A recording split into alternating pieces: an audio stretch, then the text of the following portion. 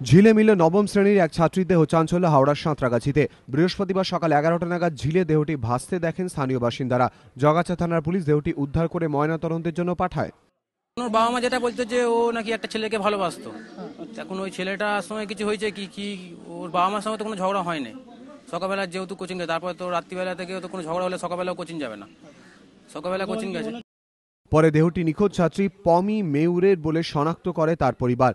দাসনগরের উত্তর শানপুরের বাসিন্দা পমি রামরাজার তলার চপাল দেবী বালিকা বিদ্যালয়ের নবম শ্রেণীর ছাত্রী। এদিন সকালে টিউশন পড়তে বেরিয়ে আর বাড়ি ফেরেননি পমি, জানিয়েছে তার পরিবার। আচ্ছা, কোচিং থেকে ওর রেশন দোকানে যাওয়ার কথা ছিল কিউ রোডেই ছেলেটার বাড়ি। ছেলেটার সঙ্গে নাকি প্রেম ঘটিত কোনো ব্যাপার। কোচিংয়ে ওখান থেকে হয় আমি জানি ওখানে গেছে, কিন্তু ওখানেও গিয়ে খুঁজেছে, রেশন দোকানে আসেনি। তো ওখান থেকে আমার সন্দেহ হচ্ছে নিশ্চয়ই ছেলেটার সঙ্গেই কিছু ব্যাপার হয়েছে, নাহলে ও সাঁতারাজিতে কি করতে যাবে? প্রেম ঘটিত জিনিস হবে। পরিবারে কোনো অশান্তি নেই, একটা মেয়ে। পুলিশ জানিয়েছে ছাত্রীর ব্যাগ থেকে উদ্ধার হয়েছে এই সুইসাইড নোটটি। তাতে লেখা আছে, বাবা মা, আমি খুব খারাপ মেয়ে, তোমাদের আর বিরক্ত করব না, আমি চলে যাচ্ছি। পুলিশ একটি অস্বাভাবিক মৃত্যুর মামলা রুজু করেছে। মৃত্যুর কারণ খতিয়ে দেখছে জগাছা থানার পুলিশ। কিছুদিন আগে এই ঝিলের সামনেই পরিচারিকাকে ধর্ষণের অভিযোগ ওঠে।